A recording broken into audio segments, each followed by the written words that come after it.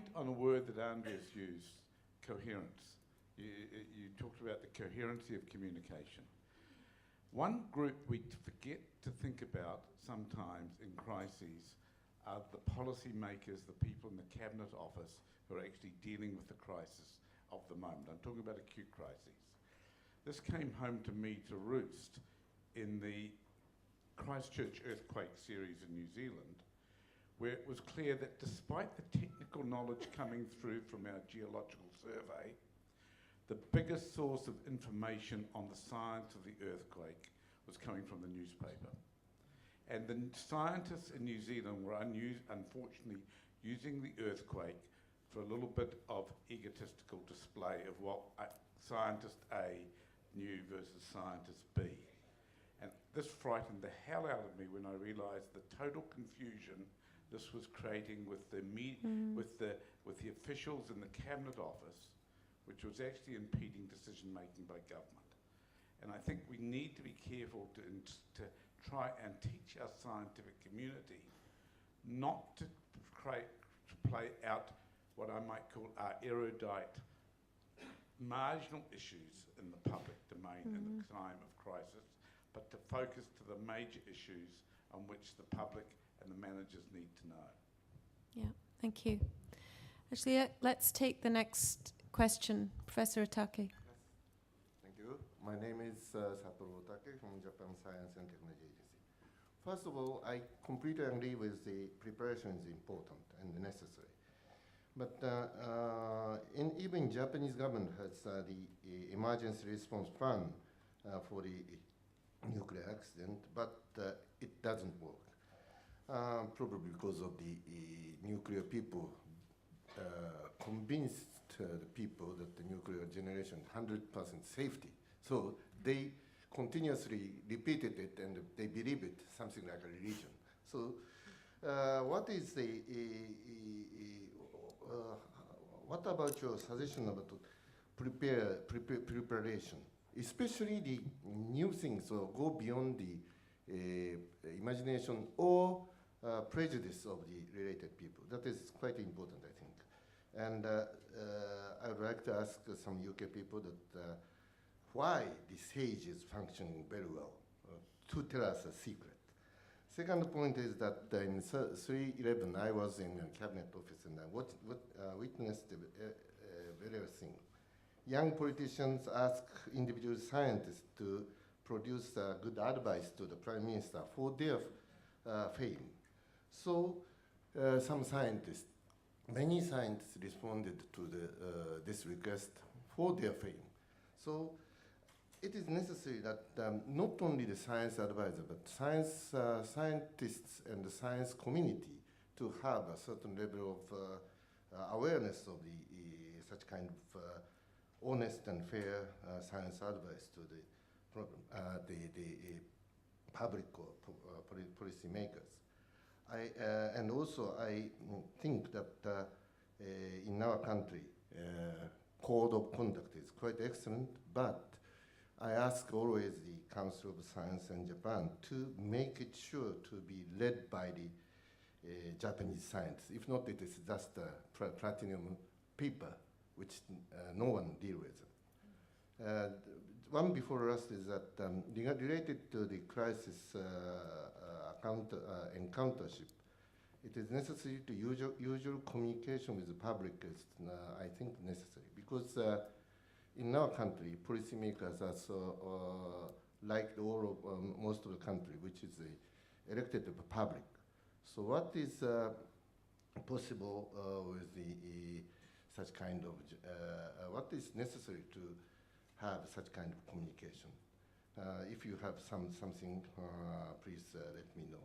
Final moment, final question is that to ask Professor Glover that in case of emergency response, is it science advice should be waiting for the request or autonomical basis? That is a question because crisis. And in Japan, some of the advisors in nuclear accident, they are waiting for the request. They were waiting for the request from the politician, and it causes a lot of things very difficult. So that is my question. Thank you. Okay, thank you. I think we'll take the next question and then maybe the panel can respond. Yes, please.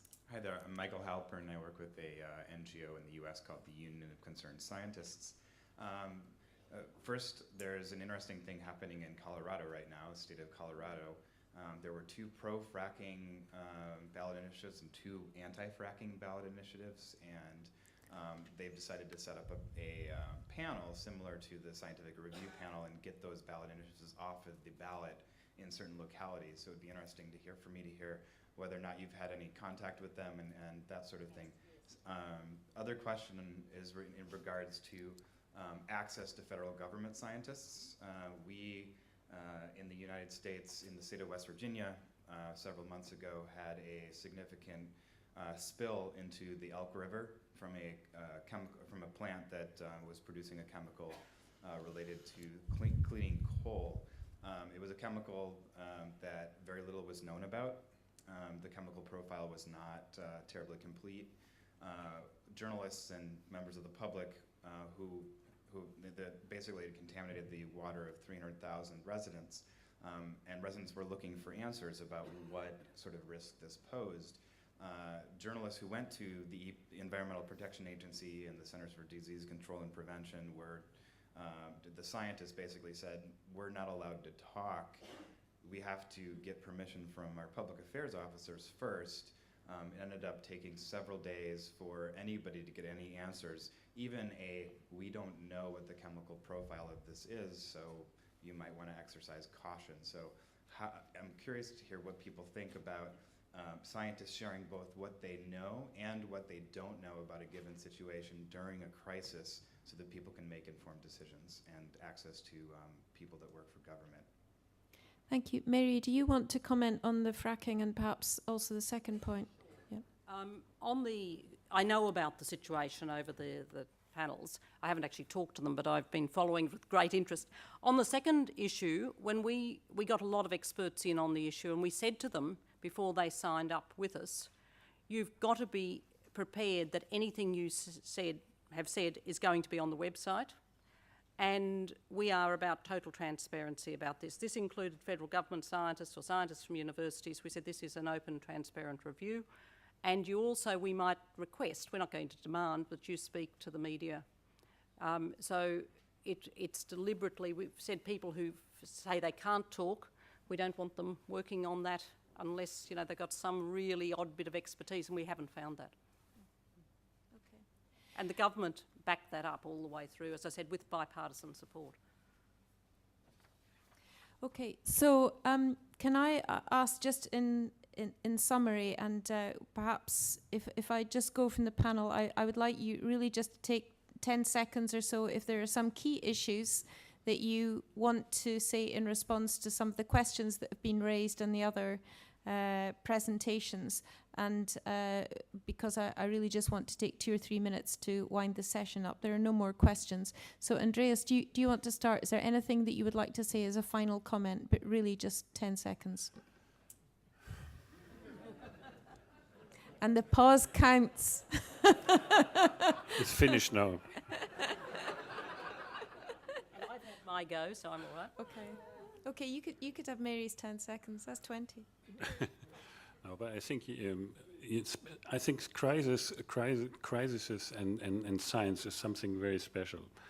You have to learn in peace times how to communicate and to become trustworthy to the public. And then in war times, people will listen to you and trust you. So I think that is very important. And it doesn't come from heaven, you have to work on it.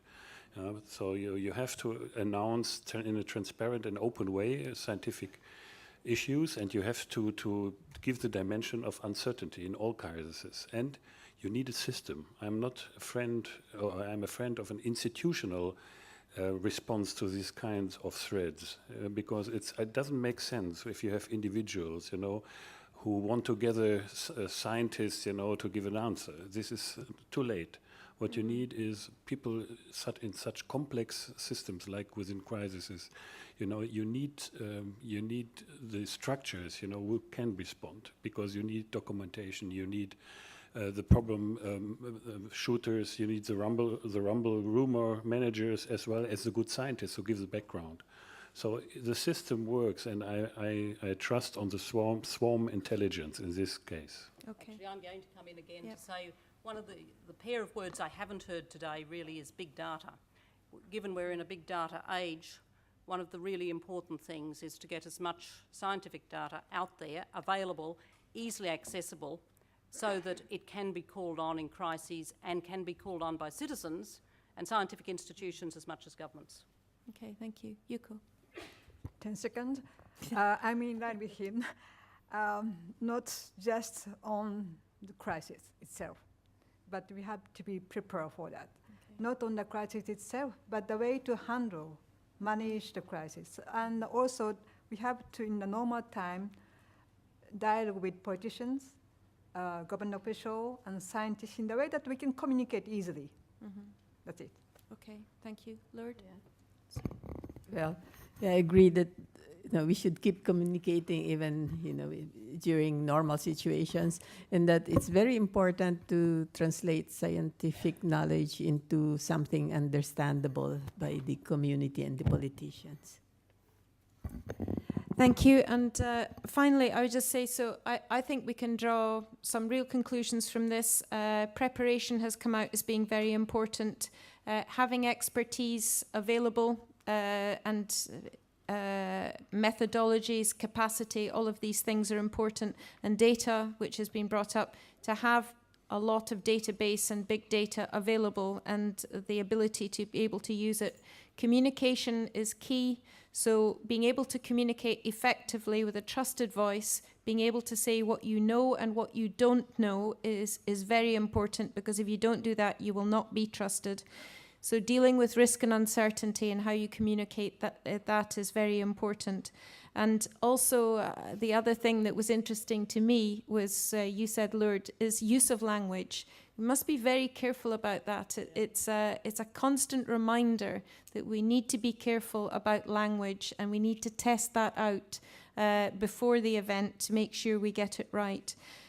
We need coherent information, so not information that's fragmented coming from lots of different sources, because that's very confusing. And this environment of trust, which is absolutely necessary. And if I may, just to Professor Otaki's question, scientists shouldn't wait to be asked. There should be a pre-prepared mechanism to stimulate science, and that's what scientific advice to governments in emergency, SAGE, is. That is already there. Why does it work? I don't see Mark Walport here, but I think the reason that it works is because it's very valuable to government, because they know how useful it is. And if you can demonstrate how useful it is, then they know they need it, then that's why it works. It's not really too mysterious. So thank you very much, and I would hope you would join with me to thank our panel. And I think we have coffee outside for a short break, and then we come back in 15 or 10? 10 to 12 minutes. Okay, panel.